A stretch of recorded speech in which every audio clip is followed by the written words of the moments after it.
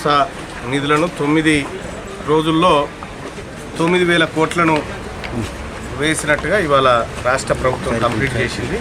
అందులో భాగంగా ఇవాళ రైతు వేదికల్లో రైతాంగంతో ముఖ్యమంత్రి రేవంత్ రెడ్డి గారు వీడియో కాన్ఫరెన్స్ ద్వారా కొంత సమాచారాన్ని రైతులకు ఇచ్చారు.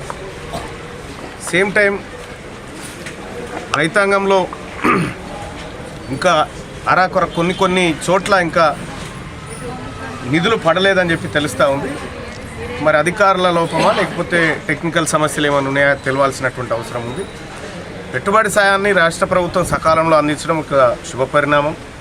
రాష్ట్ర ప్రభుత్వానికి రైతాంగం తరఫున కృతజ్ఞతలు తెలియజేస్తూ ఉన్నాం.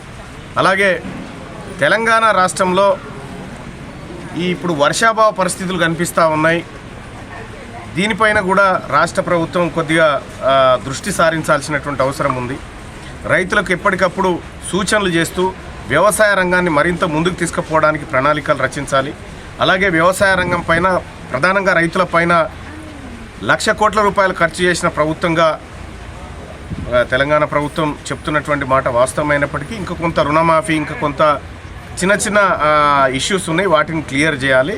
ఇవాళ చేసినటువంటి కార్యక్రమంతో రాష్ట్ర ప్రభుత్వానికి రైతాంగం తరఫున కృతజ్ఞతలు తెలియజేసుకుంటూ అలాగే రైతులకు ఎల్లప్పుడూ ఇదే విధంగా అండగా నిలబడాలి ప్రభుత్వం అని కోరుతాం.